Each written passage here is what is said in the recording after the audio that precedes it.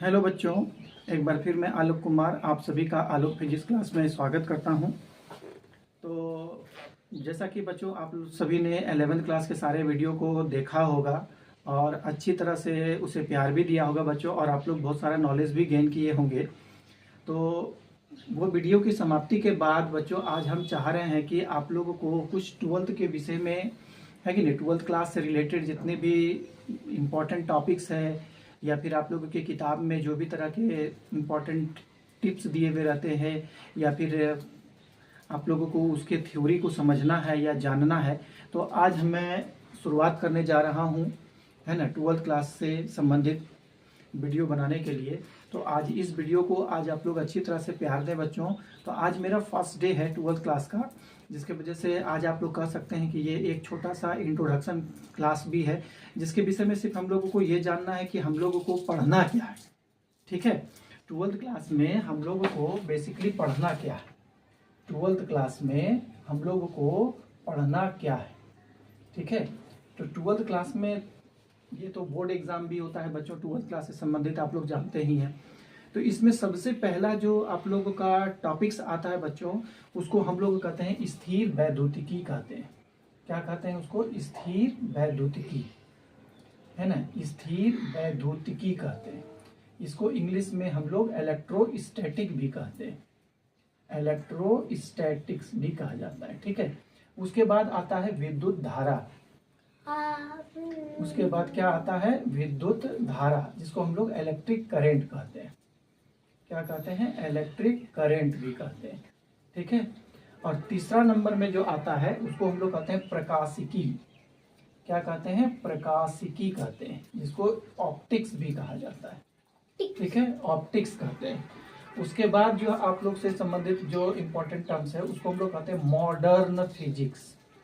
ठीक है, modern physics कहते हैं। इसको हिंदी में हम लोग आधुनिक भौतिकी भी कहते हैं। क्या कहते हैं? आधुनिक भौतिकी कहा जाता है। तो इससे संबंधित बहुत सारी चीज आप लोगों को मॉडर्न फिजिक्स में जो न्यू बेसिक थ्योरी है, इसमें आप लोग मॉडर्न फिजिक्स में पढ़ेंगे। ठीक है, तो हम लोग स्टार्ट करेंगे बच्चों की स्थिर वैद्युतिकी क्या है। ठीक है, हम लोग इसी को जानने का प्रयास करेंगे कि स्थिर वैद्युतिकी क्या है। इसको ये जो है काफी बड़ा लेसन है और काफी नॉलेजेबल भी है। हम लोग इसके बारे में समझने का प्रयास करेंगे कि स्थिर वैद्युतिकी क्या है ना। उसके बाद हम लोग समझेंगे कि विद्युत धारा क्या है। उसके बाद हम लोग समझेंगे प्रकाशिकी क्या है। उसके बाद हम लोग पढ़ेंगे मॉडर्न फिजिक्स, आधुनिक भौतिकी क्या है। तो आज जैसा कि हम लोग पहले ही बता चुके हैं कि आज थोड़ा सा इंट्रोडक्शन क्लास है, जिसके विषय में हम लोग बता देना चाहते हैं कि स्थिर वैद्युतिकी जो है, ये आप अपने पिछले वाले जितने भी कोर्सेस आप लोग पढ़े हैं, चाहे वो 9th 10th 11th कुछ भी पढ़े हों, तो उसमें आप लोगों को ये इस लेसन के बारे में थोड़ा सा भी कुछ भी नहीं बताया गया है। ये बिल्कुल ही आप लोगों के लिए नया चीज है। ठीक है, तो हम लोग इसके विषय में पढ़ने का प्रयास करेंगे। इस सबसे पहले समझेंगे कि हम लोग स्थिर वैद्युतिकी है क्या, है कि नहीं। तो आप लोग छोटा मोटा इंट्रोडक्शन तो आवेश के विषय में 9th क्लास में पढ़े होंगे कि आवेश जो होते हैं, है ना, वो क्या है। जैसे कि इलेक्ट्रॉन, प्रोटॉन, है ना, इनको हम लोग एक आवेश का न्यूनतम मान भी मानते हैं, है कि नहीं। ये आप पदार्थ के अंदर आवेश की सबसे छोटी मात्रा होती है इलेक्ट्रॉन्स और प्रोटॉन को। तो होता है बेसिकली क्या बच्चों कि आवेश की दो प्रकार की अवस्थाएं होती है, मतलब इसकी अध्ययन जो होती है हम लोग दो तरह से करते हैं। एक आवेश जब स्थिर अवस्था में होती है तब उसका हम लोग अध्ययन करते हैं, और एक जब आवेश जब गति करता है तब उसका हम लोग अध्ययन करते हैं। ठीक है, इसका मतलब है कि study about charge in static state और मोशन, क्या बोलते हैं, study about the charge in motion या डायनेमिक स्टेट हम लोग कह सकते हैं। तो स्थिर आवेश जो है ना, अपने चारों ओर एक अलग प्रभाव उत्पन्न करता है, और जब आवेश गति में होता है तब वो एक अलग प्रभाव उत्पन्न करता है। तो स्थिर आवेश का अध्ययन हम लोग स्थिर वैद्युतिकी में करते हैं, और जब आवेश गतिशील होता है, रहता है, तब उसका अध्ययन हम लोग विद्युत धारा में करते हैं, और वहां हम लोग जानने का प्रयास करते हैं। और कुछ कुछ इसका पार्ट आप लोगों को मॉडर्न फिजिक्स में भी देखने को मिलेगा, है कि नहीं, जब आवेश गति करता है उस समय। तो बेसिकली हम लोग यहाँ पर जानने का प्रयास करते हैं कि पहले स्थिर आवेश कहते किसे हैं।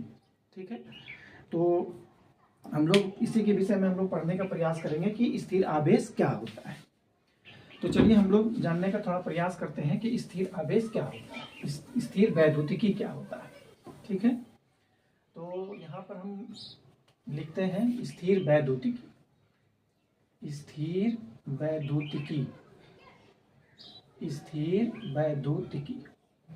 देखिए, भौतिकी का वैसा शाखा, ठीक है, भौतिकी का वैसा शाखा या ब्रांच भी कह सकते हैं, जिसके अंतर्गत, है कि नहीं, जिसके अंतर्गत स्थिर अवस्था में, स्थिर अवस्था में आवेश के, ठीक है, आवेश के प्रभाव तथा गुणों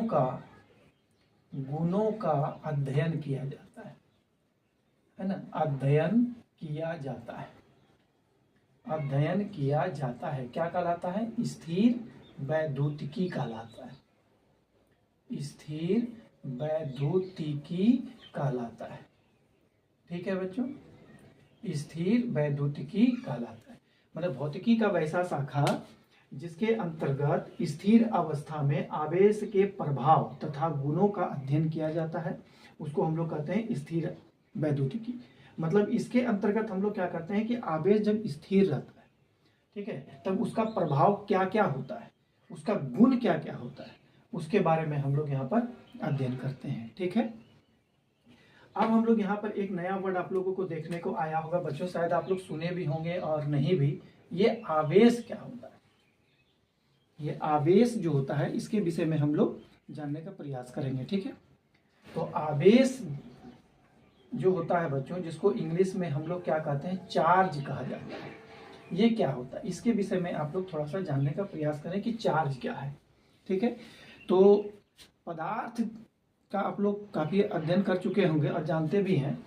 तो पदार्थ का जो है बच्चों 3 फंडामेंटल प्रॉपर्टीज होता है। ठीक है, 3 मौलिक गुण होता है। क्या क्या मौलिक गुण होता है वो आप लोग जानते होंगे। तो पहला मौलिक गुण जिसको हम लोग कहते हैं द्रव्यमान, दूसरा जो गुण होता है उसको हम लोग कहते हैं आवेश, ठीक है, और तीसरा जो मौलिक गुण होता है उसको कहते हैं चुंबक। तो ये 3 उसका मौलिक गुण है पदार्थ का। इस तीनों के बगैर हम लोग पदार्थ के अस्तित्व की कल्पना नहीं कर सकते। मतलब यदि पदार्थ के अंदर द्रव्यमान ना हो तो पदार्थ नहीं हो सकता, यदि आवेश ना हो तो पदार्थ नहीं हो सकता, यदि चुंबकीय गुण उसके अंदर ना हो तो पदार्थ नहीं हो सकती। मतलब ये तीनों गुण पदार्थ के अंदर होना जरूरी है। यदि तीनों में से कोई भी एक गुण यदि नहीं है या एक गुण के भी अभाव में हम लोग पदार्थ का निर्माण नहीं कर सकते हैं या उसके अस्तित्व की कल्पना भी हम लोग नहीं कर सकते। जिस प्रकार आप जानते हैं कि द्रव्यमान पदार्थ को भार प्रदान करता है, आवेश जो है वो पदार्थ में आकर्षण और प्रतिकर्षण करने का गुण उत्पन्न करता है, चुंबक भी ठीक सेम वही रिलेटेड टर्म्स है जिसके इसके कारण भी पदार्थ में आकर्षण और प्रतिकर्षण करने का गुण उत्पन्न होता है, लेकिन यह थोड़ा सा आवेश से अलग होता है। ठीक है, ये थोड़ा सा आवेश से अलग होता है। इसके बारे में हम लोग भी पढ़ेंगे आगे क्लास में, है कि नहीं। 12th में ही पढ़ना है, लेकिन चुंबक के बारे में थोड़ा सा डिटेल्स नॉलेज आप लोगों को भी दिया जाएगा, वहां पर आपको समझाएंगे कि आखिर पदार्थ में किस प्रकार चुंबकीय गुण विद्यमान होते हैं। ऐसा नहीं है कि पदार्थ जो कोई लोहे के पदार्थ को अपनी ओर आकर्षित कर ले वही जो है पदार्थ चुंबक ये गुण रखता है, ऐसी कोई बात नहीं होती है। दुनिया में जितने भी पदार्थ हैं सभी का सभी पदार्थ चुंबकीय गुण अपने अंदर रखते हैं। इसके विषय में हम लोग डिटेल्स पढ़ेंगे आगे में। तो जिस प्रकार आप लोग जानते हैं कि द्रव्यमान भार प्रदान करता है, ये प्रतिकर्षण, ये भी प्रतिकर्षण और आकर्षण करने का गुण उत्पन्न करता है। ठीक है, तो इसी के आधार पर जो है हम जो है ना ये 3 जो मौलिक गुण है, इसी तीनों मौलिक गुण के आधार पर हम लोग आवेश की परिभाषा देते हैं। इसका कोई स्पेशल डिफिनेशन नहीं होता है। तो हम लोग आवेश का जो डिफाइन करेंगे वो कैसे डिफाइन किया जाता है, यहाँ पर आप देखिए कि द्रव्यमान तथा चुंबक, है कि नहीं, चुंबक की तरह आवेश भी पदार्थ का एक मौलिक गुण है, जिसके कारण, ठीक है, जिसके कारण पदार्थ में जिसके कारण पदार्थ में आकर्षण जिसके कारण पदार्थ में आकर्षण तथा प्रतिकर्षण आकर्षण तथा प्रतिकर्षण करने का गुण उत्पन्न होता है। आकर्षण तथा प्रतिकर्षण करने का गुण उत्पन्न होता है, आवेश कहलाता है। ठीक है, आवेश कहलाता है, आवेश कहलाता है बच्चों। ठीक है, द्रव्यमान तथा चुंबक की तरह आवेश भी पदार्थ का एक मौलिक गुण है, जिसके कारण पदार्थ में आकर्षण तथा प्रतिकर्षण करने का गुण उत्पन्न होता है, आवेश कहलाता है। तो ये बात आप लोग समझ पाए होंगे कि आवेश क्या होता है। ठीक है, लेकिन यही कंप्लीट डिफिनेशन नहीं है कि नहीं। अब हम लोग यहाँ पर जानने का प्रयास करेंगे कि आवेश के अंदर क्या क्या सा गुण होता है, किस प्रकार का गुण होता है, कि पदार्थ के अंदर आवेश जो होता है अपना किस प्रकार का गुण दिखाता है। तो ठीक है बच्चों, तो उसके विषय में हम चर्चा आपका नेक्स्ट क्लास में हम लोग करेंगे। आज तो छोटा मोटा थोड़ा इंट्रोडक्शन क्लास था, लेकिन बच्चों मैं यही कहूँगा आप लोग से कि ये जो वीडियो आप लोग देख रहे हैं, ये फिजिक्स के क्षेत्र में, 12th के क्षेत्र में डिटेल्स नॉलेज देने वाला वीडियो है। ठीक है ना, थोड़ा क्वालिटी में डिफरेंस होगा, है कि नहीं, थोड़ा सा है ना, तामझाम हम लोग थोड़ा सा कम है, लेकिन नॉलेज ज़बरदस्त आप लोगों को मिलने वाला है। इसीलिए आप लोग सबसे पहले क्या करें कि चैनल को यदि सब्सक्राइब नहीं किए हैं तो उसे सब्सक्राइब कर ले, है कि नहीं, ताकि जो भी तरह के वीडियो मैं यहाँ पे अपलोड करूँगा, जो भी क्या अब तो डेली ही करूँगा, है कि नहीं, तो वो सारा वीडियो आप लोग तक मिलता रहेगा और आप लोगों को 12th में थ्योरी को समझने में, न्यूमेरिकल्स को समझने में काफ़ी महत्वपूर्ण योगदान देगा ये। ठीक है, तो ठीक है बच्चों, कल मुलाकात होगी आपको नए टॉपिक्स के साथ। ठीक है, इसके बारे में हम लोग जानने का प्रयास करेंगे कि आवेश का गुण क्या होता है, जैसे क्वांटीकरण का सिद्धांत क्या होता है, आवेश का संरक्षण का सिद्धांत क्या होता है। ठीक है ना, पदार्थ में किस प्रकार से हम लोग आवेश को उत्पन्न कर सकते हैं, इसकी कितनी विधियाँ होती है, हम लोग उसके बारे में जानेंगे। ठीक है ना, आवेश को पदार्थ में किस प्रकार वितरित किया जाता है उसके बारे में हम लोग जानने का प्रयास करेंगे। ठीक है ना, पर आवेश जो है अपने चारों ओर कैसे चुंबकीय क्षेत्र उत्पन्न करता है, चुंबकीय क्षेत्र रेखाएं क्या क्या होती है, रेखाओं का गुण क्या होता है, तो ये सब चीज़ छोटी छोटी बातों पर हम लोग डिटेल चर्चा करेंगे। तब तक के लिए हमको विदा दें बच्चों, है कि नहीं। मुलाकात होगी नेक्स्ट वीडियो के साथ। धन्यवाद।